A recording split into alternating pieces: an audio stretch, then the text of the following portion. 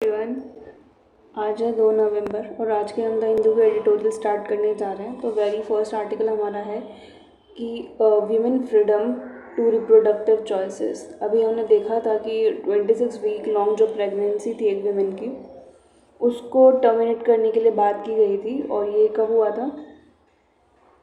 16 अक्टूबर के अंदर x versus union of India जो है उसके अंदर सुप्रीम कोर्ट ने डिक्लाइन कर दिया था विमेन की एक 26 वीक लॉन्ग प्रेगनेंसी को। ठीक है, और इस बेंच को किसने प्रेसाइड किया था? हमारे chief justice of India D Y. Chandrachud ji ने।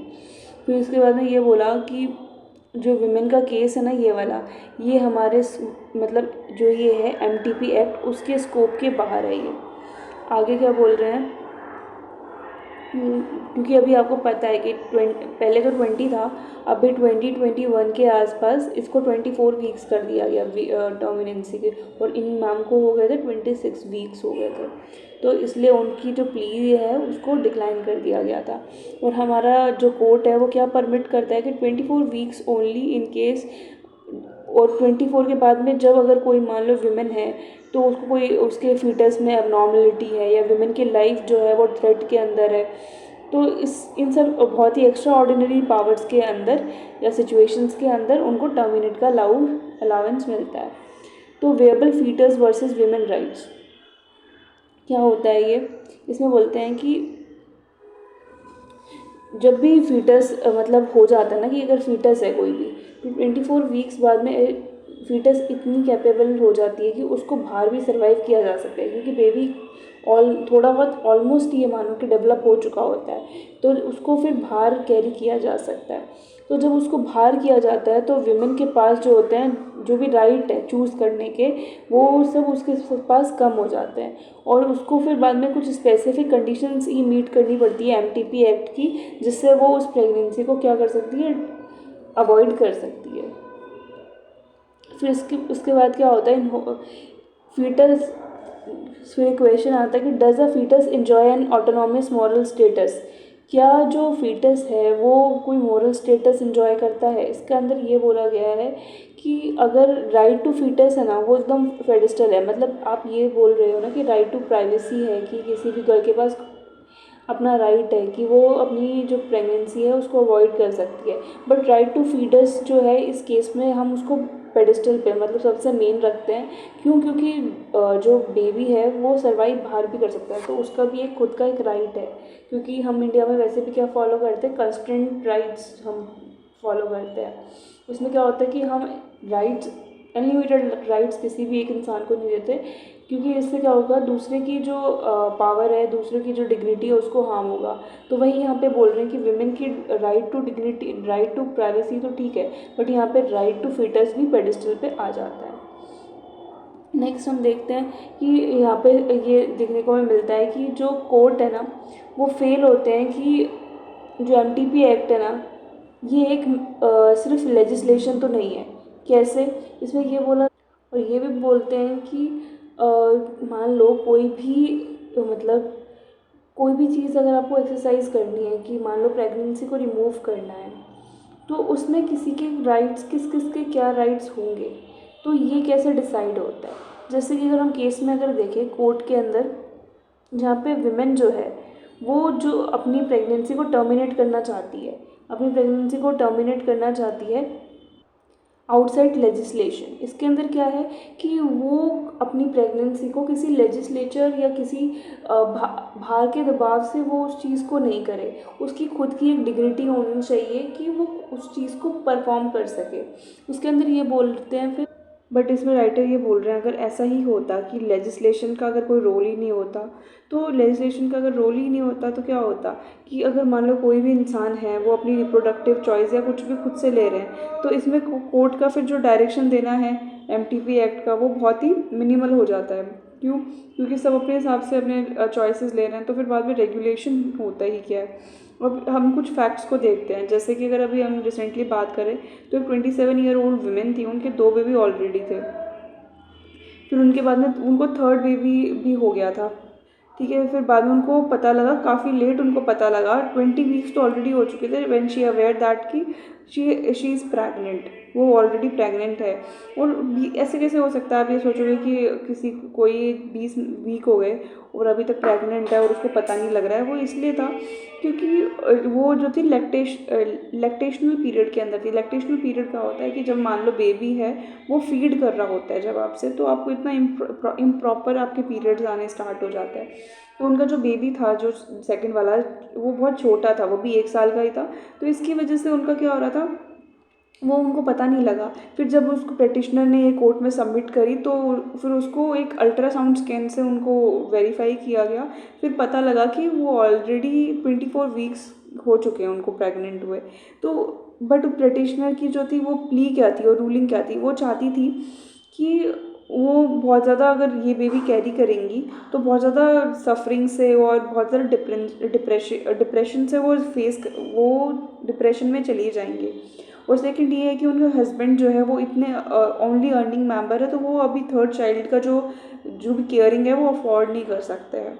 तो अगर हम फर्स्ट इंस्टेंस में देखें कि वो सफ़र कर रही हैं, तो उसमें 9 अक्टूबर को कोर्ट ने एग्ज़ामिन किया और एक रिपोर्ट देखी गई एम्स की, जो कि उनके फेवर में रूल कर रही थी कि ठीक है, she is doing right, she is saying right और ऐसा किया जा सकता है।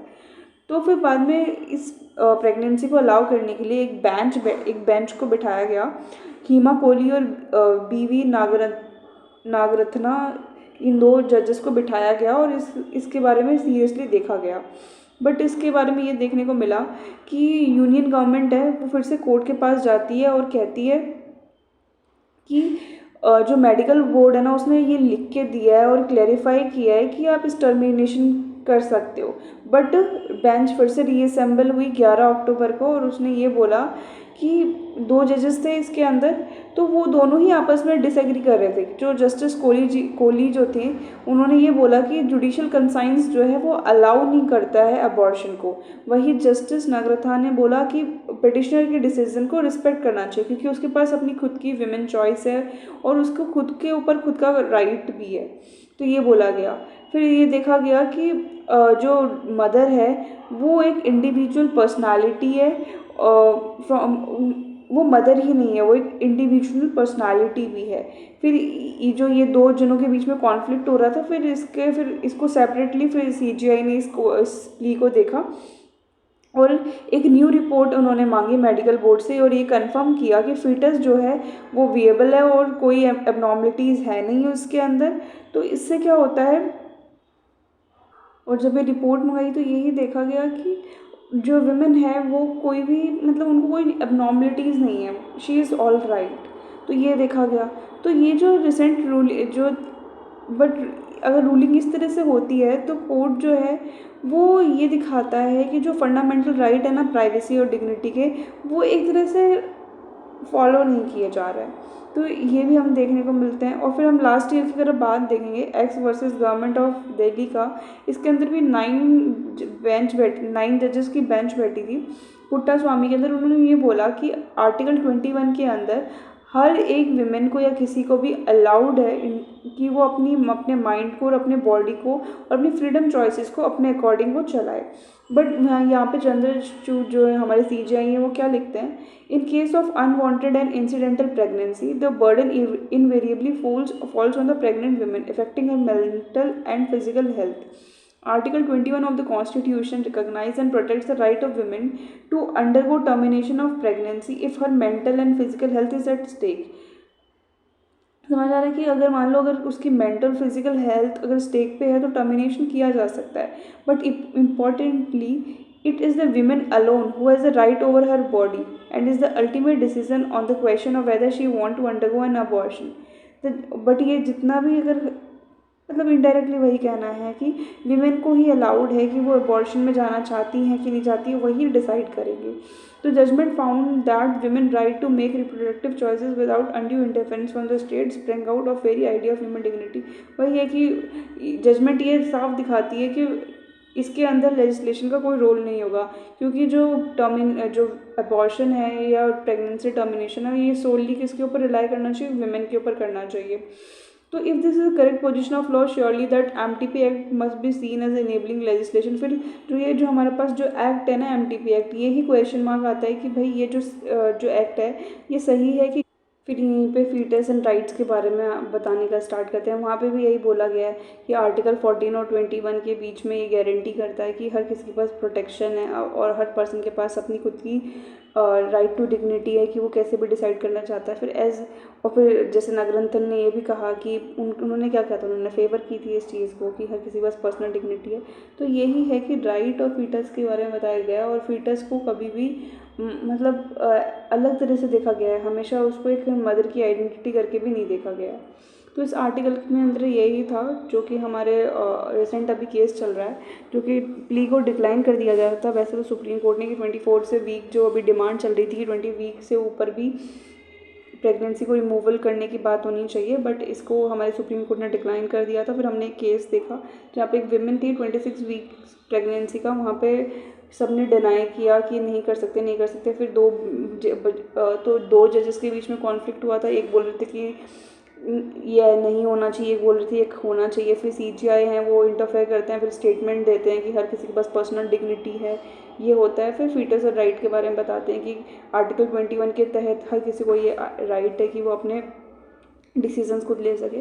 तो ये इस आर्टिकल के बारे में था। हम चलते हैं नेक्स्ट आर्टिकल के ऊपर। इसके अंदर ये बोला है कि एआई का क्या मतलब एआई का क्या इशू है कॉपीराइट के अंदर। तो अभी क्या देखा जाता है कि मान लो आपने कुछ भी बनाया, मान लो एक वीडियो गेम बनाया, तो हो सकता है कि उस चैट जीपीटी या कोई भी जो हमारे जनरेटिव जो एआई है उनका यूज़ करके सिमिलरली कोई और भी वही चीज़ फिर से ले ले, या कोई भी मान लो किसी को कंटेंट राइटिंग लिखनी है तो हो सकता है किसी ने कुछ कंटेंट लिखा हो लेकिन सेम एआई की यूज़ करके उसने भी वो लिख दिया हो। तो इससे क्या होता है कि जो किसी का एक का मटेरियल बनाया हुआ दूसरा भी कोई यूज़ कर पा रहा है, तो ये एक कंसर्न है, क्योंकि इससे क्या हो रहा है कि रियल ऑथर कौन है वो हम नहीं बता पा रहे हैं। तो ये इशू है। यहाँ पे हम स्टार्ट करते हैं कि अभी एक एग्जीक्यूटिव ऑर्डर था यूएस में, बाइडन ने निकाला था। क्या था ये? Safe, secure and trustworthy AI.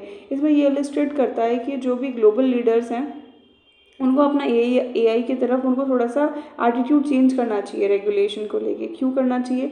क्योंकि मतलब अभी रिसेंटली ये देखा गया है कि जो ऑनरशिप है और जो इन्फोर्समेंट है आईपी एक्ट की, तो उसके ऊपर काफ़ी सवाल खड़े किए जा रहे हैं कि अगर मान लो चैट जीपीटी वगैरह है तो उससे क्या होता है, उसकी हेल्प से आप कुछ टेक्स्ट प्रॉम्प्ट्स जो हैं या कोई भी कॉपीराइट रिलेटेड क्वेश्चन जो हैं आप वहाँ पे रेज़ कर सकते हैं, मतलब वहाँ पे रेज़ होते हैं। जैसे कि मैंने भी रिसेंट बताया कि कोई भी टेक्स्ट है, इमेजेस है, कोई भी कॉपीराइटेड वो मटेरियल कोई और भी यूज़ कर लेता है।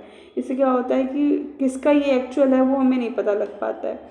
फिर रिसेंट डिसीजन अगर हम देखें यूनाइटेड स्टेट डिस्ट्रिक्ट कोर्ट के अंदर, तो ये भी बोला गया था और इस केस का नाम है, आपको क्या करना है वहाँ का केस है, बस हम ये समझ लेते हैं। उसमें ये बोला गया था कि copyright can exist in work autonomously created by the AI. वही बोल रहे हैं कि एआई के द्वारा जो कॉपीराइट है वो एग्जिस्ट करता है। तो इस केस में मिस्टर थलर जो थे वो जो है एआई सिस्टम एक था क्रिएटिविटी मशीन, उसको क्लेम करते थे कि वो एक विजुअल आर्ट है, ठीक है। In this application copyright before the US was mentioned as a author of the work, और उनको क्रिएटिविटी मशीन का ऑथर बोला जा रहा था। बट ये बाद में उसको पता लगा कि जो क्रिएटिविटी मशीन है ये कोई ना कोई कॉपीराइटेड है, किसी का वर्क जो है ये कॉपीराइटेड है। फिर उसके बाद में ही चैलेंज द रिजेक्शन, फिर बाद में ये है उसके जो भी डिसीजन है उन सबको रिजेक्ट किया गया, और फिर बाद में इन्होंने उस रिजेक्शन को फिर से कोई डिस्ट्रिक्ट कोर्ट में फिर से उन्होंने सबमिट किया। फिर बाद में ये देखा गया कि जो भी अगर एआई है वो कोई भी ऑटोनॉमसली कोई कंटेंट को क्रिएट कर रहा है तो उसको कॉपीराइट किया जा सकता है, उसको वो कॉपीराइटेबल भी हो सकता है। फिर इसके सब रिव्यू करने के बाद में ये कोर्ट जो है कंक्लूड करती है कि जो ह्यूमन क्रिएटिविटी है ना वो ही कॉपीराइट प्रोटेक्शन के लिए हो सकता है। जैसे कि मान लो अगर कोई मशीन कोई चीज़ क्रिएट कर रही है तो वो कोई और भी क्रिएट कर रहा है, तो ऐसा कोई कॉपीराइट उसके ऊपर प्रोटेक्शन मिलेगा नहीं आपको, लेकिन कोई ह्यूमन की कोई क्रिएटिविटी है ना उसी का ही आपको कॉपीराइट जो है प्रोटेक्शन मिलेगा इसके अंदर। तो फिर जो ये कोर्ट की जो लाइन थी ये हमने अभी जनरल पोजीशन के अंदर देखा, जहाँ पे ये देखने को हमें मिला कि जो हमारा डॉक्यूमेंट है copyright registration guidance work containing material जो कि रिलीज़ किया गया था 2023 में, इसमें ये बोला गया था कि copyright can protect only material that is a product of human creativity. मतलब दो इसका एसेंस दे दिया, एक तो कोर्ट का जजमेंट दिया और एक इसका इस रिपोर्ट का जजमेंट दिया, ठीक है, कि जो भी कॉपीराइटेड मटेरियल है वो वही है जो कि ह्यूमन की क्रिएशन है। ऐसा नहीं कि आप ChatGPT के मेक से कुछ बना देते हो और उसके फिर आप कॉपीराइट लोगे, दैट इज़ नॉट पॉसिबल। और वही इंडिया के अंदर हम बात करेंगे तो 2020 के अंदर हमने एक वर्क था सूर्यास्त, जो कि एक AI बेस्ड नेम था, Raghav artificial intelligence painting app का, वो इसके को ऑथर थे, ठीक है। उसके मतलब एक बोलते हैं ना कि सूर्यास्त जो था वो AI एक हमारा कॉपीराइटेड मटेरियल था। फिर उसका ही एक को ऑथर इसके आए थे, एक AI सिस्टम था जिसका नाम था राघव आर्टिफिशियल। तो फिर कॉपीराइट ऑफिस जो थे उन्होंने एप्लीकेशन को रिजेक्ट किया कि ऑलरेडी ही ये इसका कोई ऑथर है। जब ये Raghav artificial intelligence painting app जब आया तो ये ऑलरेडी बोला गया कि इसका ऑलरेडी ही एक ऑथर है। तो जो बट अगर हम इंडिया की बात करें तो कोई इफेक्टिव लेजिस्लेशन चेंजेस हमें कॉपीराइट एक्ट के अंदर हमने देखे हैं 1957 के। हमें पता है कि कॉपीराइट एक्ट जब का इतना पुराना है और अभी हम उसके ऊपर इतना करते नहीं है इतना। तो जो कॉपीराइट ऑफिस है उसने इग्नोर कर दिया कि ह्यूमन ऑथरशिप जो है वो इंडिया के अंदर क्या हुआ कि उसको को ऑथर दे दिया। कि बात ये हुई कि सूर्यास्त जो था वो ऑलरेडी ही मान लो एक मटेरियल या एक सिस्टम बना हुआ है, फिर वैसा ही एक और AI बेस्ड बन के आया, तो AI बेस्ड था वो, स्टिल उसको क्या कर दिया, को ऑथर बना दिया गया। तो ये क्या चीज़ हुई, ये चीज़ गलत है। क्यों? क्योंकि वो तो AI जनरेटेड है, उसको आप कैसे को ऑथर बना रहे हो। तो ये इंडिया में इसलिए है क्योंकि अभी भी कॉपीराइट जो एक्ट्स हैं उनको हमने अपडेट नहीं किए हैं, अभी भी हमारे राइट्स को हमने अपडेट किया नहीं है, ठीक है। फिर when the matter become controversial, जब ये मैटर कंट्रोवर्शियल बना तो देखा गया कि फिर से जो ऑफिस में नोटिस भेजा गया कि को ऑथर के कि जो भी एप्लीकेशन है वो रजिस्ट्रेशन के लिए आई है पर इसको विड्रॉ कर लीजिए आप। तो ये चीज़ें हमें देखने को मिलती है। तो बस इसी के लिए फिर एक लेजिस्लेशन अभी हुआ कि अभी रिकमेंडेशन आई department related parliamentary standing committee की, और उसमें उनकी 161st ये रिपोर्ट थी और उसमें ये लिखा गया कि अभी हमें अपने IPR राइट्स जो हैं इंडिया के उनको हमें रिव्यू करना चाहिए। और फिर उसमें ये भी सजेस्ट किया कि जो कॉपीराइट एक्ट है 1957 का और पेटेंट एक्ट 1970 का, उसके अंदर हमें जो इमर्जिंग टेक्नोलॉजीज़ है जैसे AI है और उनके इन्वेंशन है उनको भी हमें इनकॉर्पोरेट करना चाहिए, ठीक है। बट हम लोग कितना ही AI यूज़ करते हैं तो हमें इतना कोई पोटेंशियल इसके अंदर दिखता नहीं है कि इससे हमें बहुत ज़्यादा कोई इफेक्टिव होने वाली है चीज़ें, ठीक है। तो वही है कि AI के ऊपर ये पूरा आर्टिकल है कि जो भी हमारे AI जनरेटेड होते हैं उनको को ऑथर्स आप बोल नहीं सकते हो क्योंकि उसके ऊपर कोई इन्वेंशंस नहीं है। कॉपीराइटेड उन मटेरियल्स के ऊपर मिलता है कि जो ऑलरेडी ह्यूमन क्रिएशंस होती हैं, उनके ऊपर कॉपीराइटेड मटेरियल हमें देखने को मिलता है। और फिर बाद में अभी रिसेंटली एक बताया कि एक क्रिएटिंग मशीन थी US के अंदर जिसका कॉपीराइट उनको मिल रहा था क्योंकि AI बेस्ड होने के बाद भी, लेकिन उसको फिर डिनाई किया गया। फिर सुप्रीम वहाँ की जो डिस्ट्रिक्ट कोर्ट है उन्होंने भी इस चीज़ को डिक्लाइन किया और फिर एक रिपोर्ट आई वहाँ पे, उसमें भी ये बोला गया कि जो ह्यूमन का जो कुछ अगर इन्वेंशन है उसी को ही किया जा सकता है। और वही अभी हमने केस देखा इंडिया के अंदर कि एक सूर्यास्त एक वर्क था और उसका फिर एक को वर्क फिर से किसी ने आर्टिफिशियल इंटेलिजेंस के ऊपर बनाया, लेकिन ये चीज़ फिर बाद में इग्नोर कर दी गई और उसको कोऑथर फिर भी बनाया गया क्योंकि हमारे पास अभी भी स्ट्रिक्ट कोई अच्छे हमारे अपडेटेड हमारे लॉज हमारे पास है नहीं। हमारा जो कॉपीराइट एक्ट है वही हमारा चल रहा है 1957 से। फिर एक रिपोर्ट आती है पार्लियामेंट्री स्टैंडिंग कमेटी की, फिर वो बोलते हैं कि इसको हमें चेंज करना चाहिए। तो फिर इस आर्टिकल के बारे में इतना ही था। नेक्स्ट आर्टिकल पे हम चलते हैं।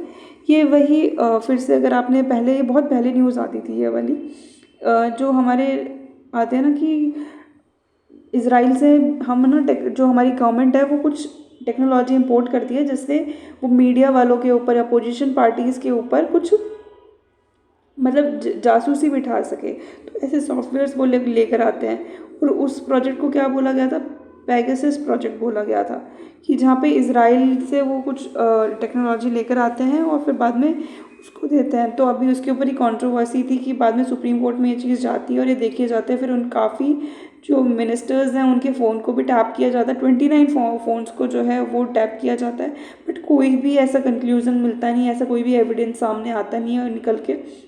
तो यही था, बस आपको ये पता होना चाहिए पैगासस प्रोजेक्ट क्या है, और फिर इतना सब पढ़ने की नीड नहीं है। नेक्स्ट आर्टिकल पे चलते हैं। फिर से गाज़ा वॉर और वही इज़राइल है, और यही बोला जा रहा है कि लोग हैं वो पीस नहीं मेंटेन कर रहे हैं वहाँ पे, चीज़ें जो हैं वो बिगड़ रही हैं। फिर एक ग्लोबल बॉइलिंग करके एक ना आया था कि पूरा जो ग्लोब है वो जल रहा है, वहाँ पे कोई कहाँ पे कुछ कर रहा है, कहीं पे कुछ अगर हो रहा है। फिर एक बात बताई गई कि रिवेंज क्या होता है। रिवेंज एक होता है वाइल्ड जस्टिस किया जाता है किसी के साथ, बहुत ही गलत तरीके से किसी के साथ ट्रीट करना होता है, तो वो हो गया। तो गाज़ा और वही है, मतलब क्या ही इससे हो जाएगा इसको पढ़ने से, सो नॉट नेसेसरी। आगे ये थोड़ा सा इम्पॉर्टेंट है कि जो पार्टीज़ की जो अननोन इनकम है ना वो बढ़ती जा रही है, क्योंकि इलेक्टोरल बॉन्ड्स भी हमने लेकर आ गए, लेकिन स्टिल हम ये देख रहे हैं कि जो उनकी अननोन सोर्सेज से जो इनकम है ना वो बहुत ज़्यादा बढ़ती जा रही है। अभी रिसेंटली 5 जज बेंच बैठी हुई है कॉन्स्टिट्यूशन की, उन्होंने ये प्लीज़ सुनी कि इलेक्टोरल बॉन्ड स्कीम है उसकी इतनी अच्छी इफ़ेक्टिव उसका वो हमें देखने को मिल नहीं रहा है प्रदर्शन उसका। तो फिर अटॉर्नी जनरल, आपको पता है अटॉर्नी जनरल ऑफ इंडिया कौन होते हैं, जो कि वकील होते हैं, गवर्नमेंट ऑफ इंडिया के वकील होते हैं। उन्होंने सबमिट किया सुप्रीम कोर्ट के अंदर कि जो हमारी ये स्कीम है इलेक्टोरल बॉन्ड स्कीम है, ये प्रमोट करती है क्लीन मनी को पॉलिटिकल पार्टीज़ के अंदर। तो इससे क्या होता है कि गवर्नमेंट है वो एक उनके पास एक वाइट मनी आ रहा है, और फिर इससे क्या होता है डोनर की जो आइडेंटिटी है ना वो भी हार्म नहीं होती इस वजह से। तो फिर बाद में बेंच ने कुछ काफ़ी पॉसिबल सिनेरियो यहाँ पे देखने की कोशिश करी कि जहाँ पे इन्फ्लुएंशियल, ऐसे भी तो हो सकता है ना कि कुछ इन्फ्लुएंशियल एंटिटीज़ जो है वो पैसा दे रही हों अपने इसको, कुछ इन्फ्लुएंशियल एक्टिविटीज़ भी तो मतलब इन्फ्लुएंशियल पर्सनैलिटीज़ भी होती है ना कि जो कि पैसे दे रही हो पॉलिटिकल पार्टीज़ को, जिससे क्या होगा कि उनका जो दबदबा जो है वो वहाँ पे रहेगा। फिर बाद में जब आगे पॉलिटिकल पार्टीज़ आएगी तो उनकी ही उनको फिर माननी पड़ेगी। तो ऐसे भी देखने को मिलता है। और फिर पॉलिटिकल पार्टीज़ हो सकता है कि यहाँ पर करप्शन भी करती हो। फिर जो एक डेटा पब्लिश किया गया था ना किसके द्वारा, एसोसिएशन ऑफ डेमोक्रेटिक रिफॉर्म्स के अंदर, उसमें भी ये देखा गया था कि जो अननोन सोर्सेज है ना से इनकम है वो काफ़ी बढ़ गई है इलेक्टोरल बॉन्ड्स को आने के बाद में। तो जो ये हमारी एडीआर कैटेगरीज में क्या होता है, 2 टाइप की कैटेगरीज होती है, एक तो नोन होती है, एक अननोन होती है। नोन कैसे कि जो कि अगर मान लो जो कि वॉलंटियरी कॉन्ट्रीब्यूशंस कर रहे हैं, ठीक है, जैसे कि कोई 20,000 का कॉन्ट्रीब्यूशन कर रहा है, तो यहाँ पे एग्जाम्पल दिया गया है कि कोई अपने एसेट को मूव कर रहा है तो उसको एसेट पे तो उसका नाम होगा, तो वो नॉन सोर्सेज हो गए। बट अगर आप कूपन वगैरह सेल कर रहे हो तो कूपन सेलिंग क्या होती है कि वहाँ पे ना किसी का नाम नहीं आ रहा, बस जो आइडेंटिटी है ना किसी भी इंसान की वो अभी भी डिस्क्लोज नहीं हो रही। और अगर हम ये बात करेंगे तो नेशनल पार्टीज़ की जो अननोन सोर्सेज से इनकम जो हमारी फिजिकल ईयर 2015 और 17 में होती थी, वो अब जाके 66% और अब जाके 72% हो गई है आज के टाइम पे। तो अब ये देखने को मिलता है कि इस फ्रेम के अंदर क्या हुआ कि बीजेपी ने बहुत ही ज़्यादा इंक्रीज़ हमने देखा है कि बीजेपी ने अननोन इनकम जो है 58% से 68% उनकी हो गई। और वहीं पे हमने जब बोला था जब कांग्रेस था तो उसका हमेशा 80% के आसपास रहता था, यही बोला गया।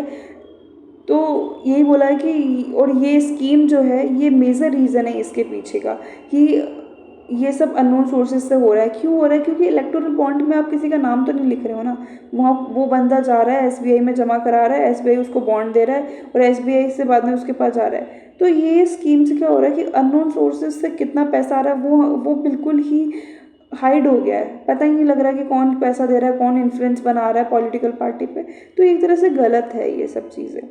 फिर बीजेपी के बेनिफिट्स होंगे इसमें, पता ही है आपको कि ऑब्वियसली अभी यही है कि बीजेपी का चल रहा है सिनेरियो, तो उसके अंदर हो सकता है कि उनको बेनिफिट होगा ही होगा। तो ये तो नॉर्मल सी न्यूज़ है। फिर यहाँ पे जो ये टेबल है उसको आप देख सकते हो कि टोटल इनकम जो है डोनेशन से नेशनल पार्टीज़ को नोन से कितनी आ रही है, इतनी आ रही है, बट वही अननोन से देखो कितनी आ रही है, ट्रिपल मतलब 2.5 टाइम्स बढ़ गई है।